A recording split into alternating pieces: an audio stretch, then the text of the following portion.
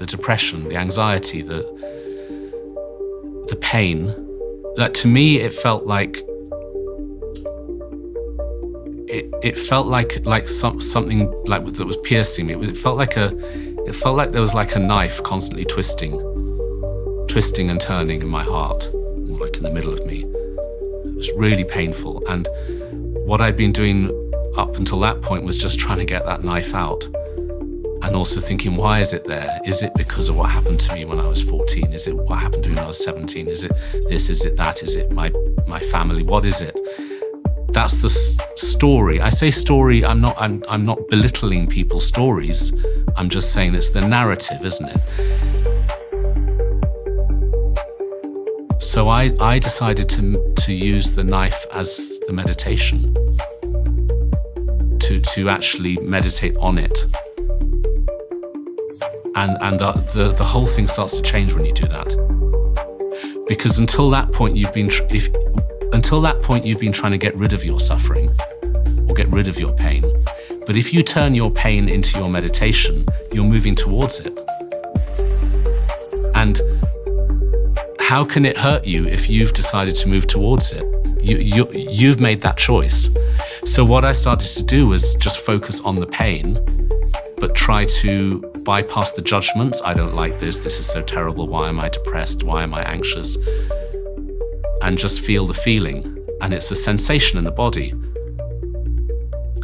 Because one of the key instructions in meditation is when you focus your mind, you focus it with less judgment.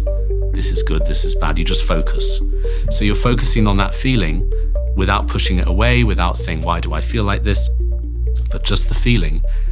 And it starts to change. It starts to change because you're accepting it. My teachers had always said to me, they'd always go on and on about acceptance, and I just wanted to hit them when they said it because it sounded so grim.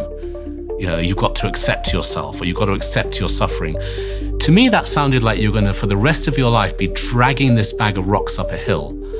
You know, acceptance is so miserable and so boring.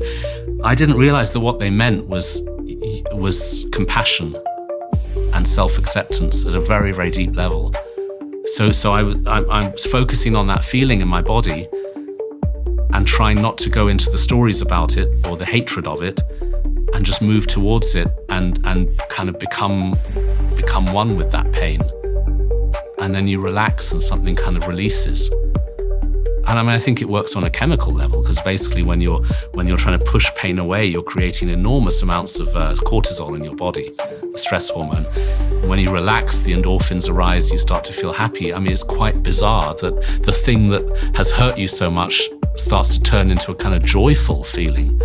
And you start to think, oh, wow, okay, so happiness is nothing to do with somebody being nice to me or this object or that thing. Happiness is about being okay with your suffering, and not just being okay with it, but actually sending love into the place in yourself that you hated so much.